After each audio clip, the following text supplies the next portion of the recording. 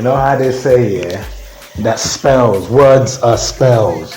Words are spells. Therefore, words are dangerous. So get this. You see today, yeah, someone's praying and it's so loud that another can hear it. And the other person's thinking, I wonder what they're praying about. And someone's playing gospel music and it's so loud that someone's saying, oh my God, they're worshiping God. And they're so happy worshiping God. I wonder what's made them so happy worshiping God. Do you see what I mean? And someone could be a Buddhist and could be happy and could be giving thanks to Buddha and loads of things, whatever. Someone could be a Muslim and could be giving thanks to Allah for loads of things. But then I just realized, yeah, that hold on, yeah. When you see someone happy, do you ever ask yourself, what is the real reason why they're happy? Although it's nice to see them happy, because you see happy. Get this. The murderer who had to kill the person in his house or her house and now has to get rid of the body from the house is going to be praying for an opening. And when that opening is granted, they're going to get rid of the body. And when they get rid of the body, they will be relieved and they'll be happy. Now when they come back, whoever their God is, they're going to take this as a sign from their God to say that, yeah, this was meant to happen because this is destiny. If it wasn't destiny, I would have been caught. So now they put on the music and then you're hearing it. And they're dancing and then you go, hey, cause yesterday I heard you, man, you was praising and I've never heard you like that. And then they'll go, oh yeah, because you know what, my God has done a lot for me. And someone as well, yeah, remember, get this, if you're a Christian, the Bible says don't gamble. So yeah, so you're a Christian, the Bible is giving you an order. Yeah, your order has given you an order. The Bible is an order. Yeah, it's an order you follow. And it has given you an order. And the order is simple. Don't gamble. Now you've gone, yeah, and you've taken some numbers and you've gone and done just what the Bible told you not to do. And now the lotto machine is counting 6 numbers. Number 1, first ball, 5. I got 5. Oh my God. Number 2, second ball, 10. I got 10. Number 3, third ball, 26. I got 26. Number 4, 39. I got 39. Oh my God, I got 39. Oh God, please. There, make this it, God. I'm begging you, this is it. I know this is from you. So far I've got 10 pounds. But God, I know, make this you. Number 5, 55. God, I'm in the thousands. God, I thank you, but there's one left to go. God, show your power. God, show your power. Let all my enemies be defeated. Let those that don't want me to succeed be defeated. Let it be. Guess what? His last number was number 66. His favorite number was 66. And as a bonus pick, he had put 66. And then 66 came. Then he went on his knees and he looked to the air with his lotto ticket in his hands.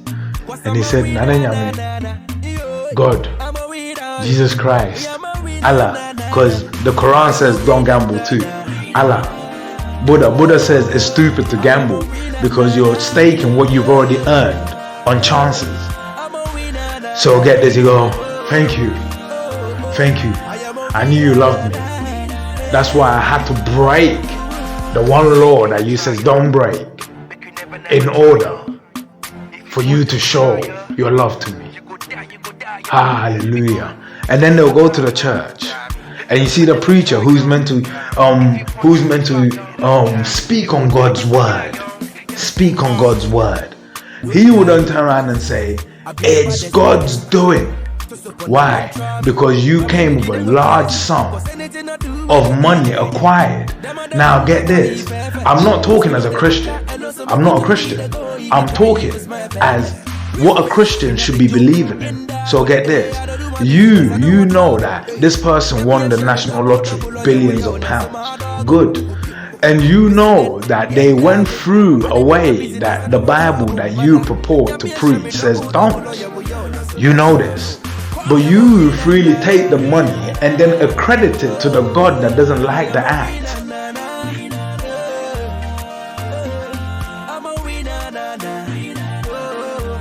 And the Bible also says that money is the root to all evil.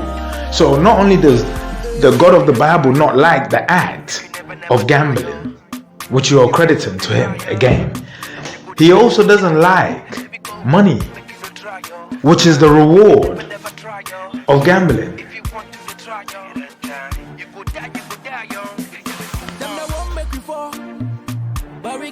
The preachers don't know their God.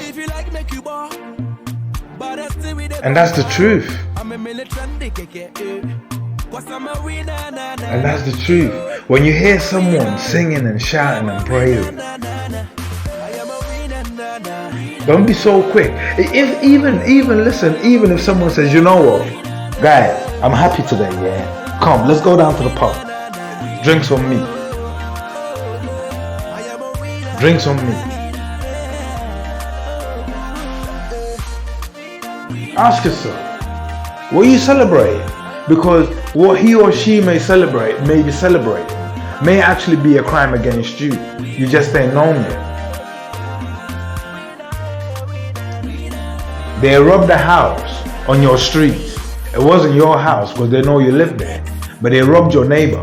Your neighbor's going to claim insurance. And the premium from your whole area is going to go up. It's going to affect you. They robbed you. But, yeah, you celebrated your own robbery.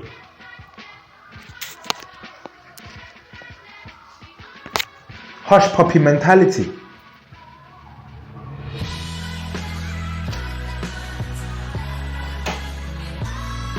The churches are open again, and they're arguing why. Listen, they have a point. Why is football and everything back on? Why is the gambling stations back on? Why are they installing the gambling stations? As if life is going to depend on chances now.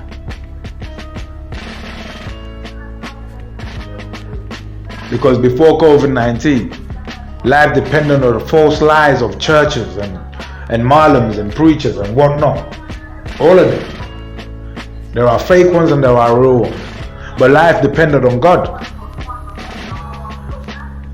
But now they're closing the churches, limiting churches, limiting community feel, limiting community feel and socialism. But the internet is open for gambling.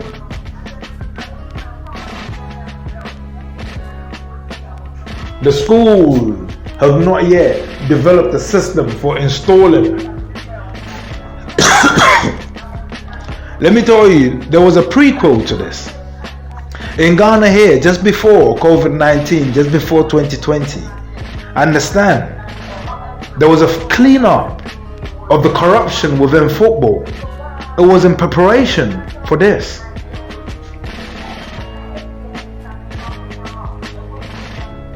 Because for you to be involved in a new installation, all the in-house corruption had to stop. And you had to join the bigger team of corruptors properly. Now they're injecting money into the African League to raise it. Because life is going to be a gamble.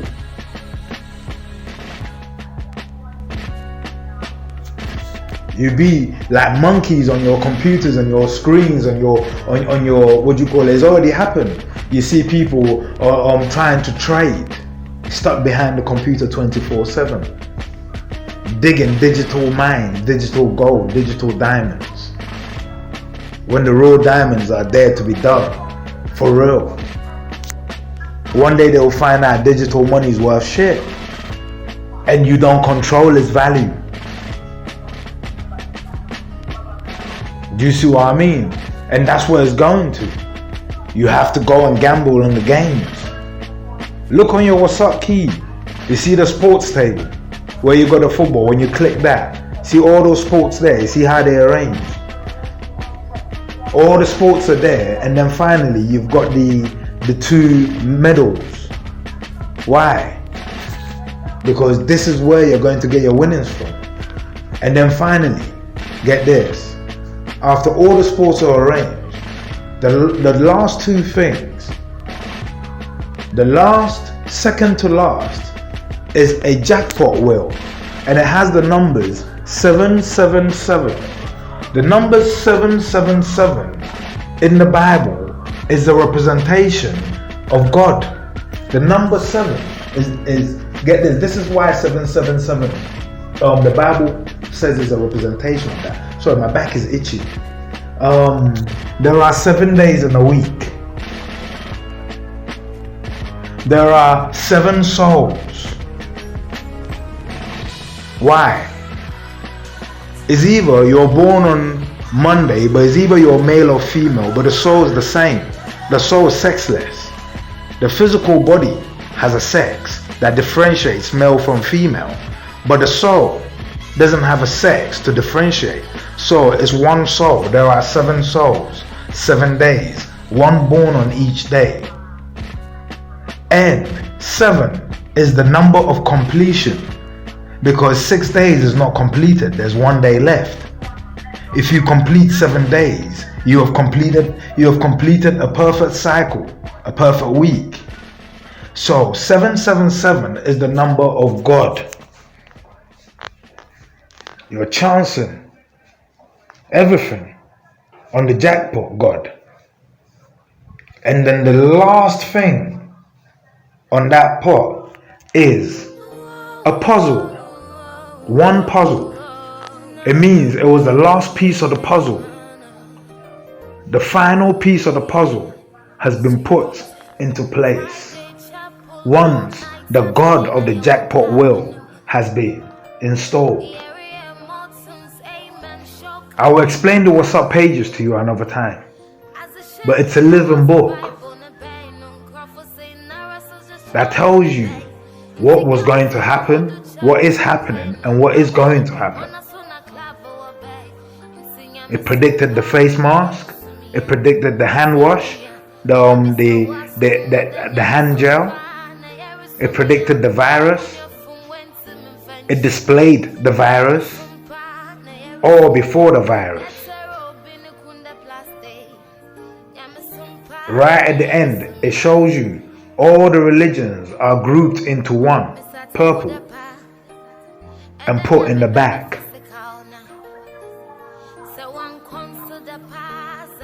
Understand what's going on. When someone's celebrating, understand the people closing the churches and shutting down your faith, they're shutting it down for a reason. So when they're celebrating and praising God, it's because the word God describes every God that anyone says they have.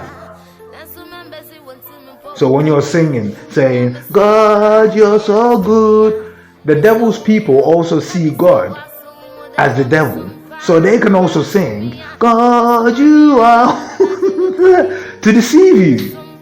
Like the Bible says, the devil's a deceiver, isn't it? Madness. Madness. I'm telling you, it's madness, bro. Telling you. I'll give you a good example. of what I meant by you may not understand someone's happiness, or you may not know the reason for someone's happiness. So a good example is this. Somewhere around South Africa, Zimbabwe, and Malawi, there's a video. There's a video I found on, I believe, either Facebook or YouTube. And get this, it's a beautiful girl, a beautiful hot mamacita. Oh my God, natural, no makeup, just natural hair, everything. She's beautiful. And she looks strong. When I say she looks strong, I mean, it doesn't mean she's muscly or anything. You can tell this girl's feisty. But get this, let me take you back a few days. Yeah. A few days back, a few people heard her, the strong girl, arguing with her boyfriend. Her and her boyfriend, they live in a 1-bedroom apartment. And the people overheard the argument, and the argument was that the boyfriend was accusing her of cheating. And she was defending herself, saying she wasn't cheating. That was a few days ago. They solved that argument, and no one heard anything from the argument anymore. So the argument had been sorted because he wasn't screaming at her anymore that you are cheating. They heard it that day, and that's it. And then a day went, and then a day went. And they saw her, but they don't see him.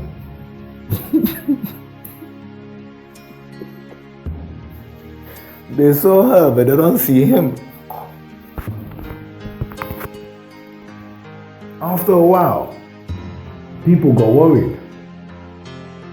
And someone decided to knock on the door. When they knocked on the door, the girl took long to open the door. Number one. When she opened the door, the first time, she stood in the way acting all dodgy. Now let's go back a little bit. In her head, before that knock came, she was praying that everyone would leave the house. That everyone would leave that yard. And then if everyone leaves the yard, she's got two options. She can call her boyfriend in, the one she's cheating with, to help her remove her boyfriend, the one she's with. Or she could do it herself. She looks like she's capable. But now, there are people at the door asking about her boyfriend.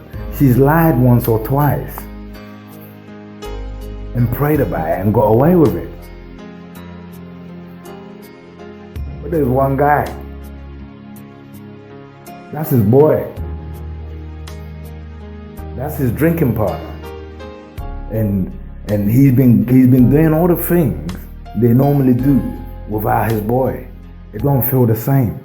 So he wants to see his boy.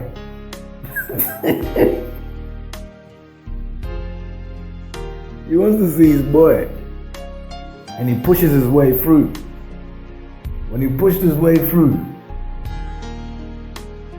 he saw that the bed was, the whole bed had been turned.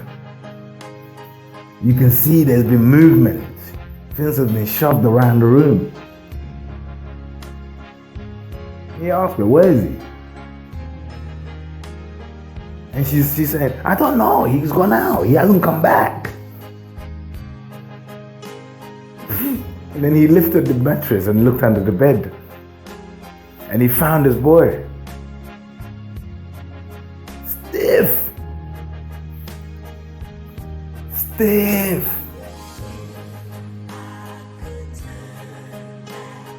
They pulled the boy out from underneath the bed.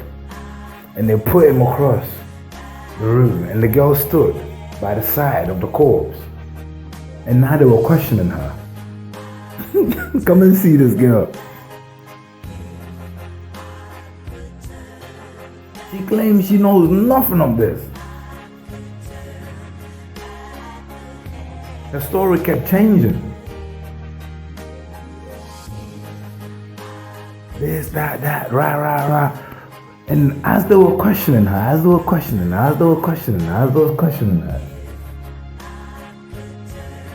take a look at the corpse on the floor. Take a look at the corpse on the floor. I'll show you what the corpse was saying. Ignore everything the girl was saying. Ignore everything the friends were saying, yeah? It turns out she poisoned him. She gave him rat poison. The boy's hand, I believe it was the right hand or left hand, or it could be one or the other, innit? But his right hand went to his mouth, and the only emoji I can use to describe,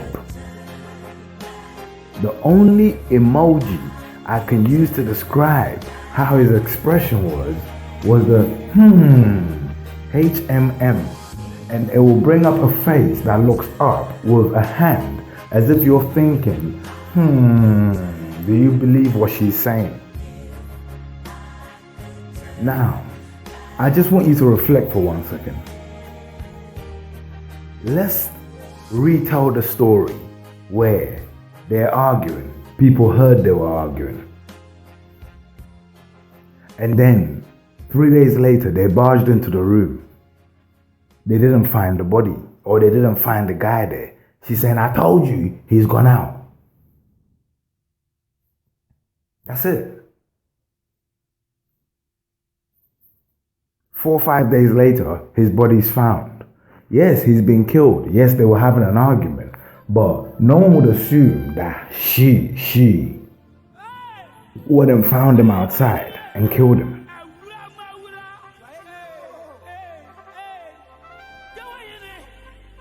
It could be for any other reason. And then on Sunday, this girl would have gone to church. Come and see. And probably he had some money there. And she would have had access to that money. So on Saturday, the girls, let's go and have a beer. Why? She's got away with it. Thanks to God.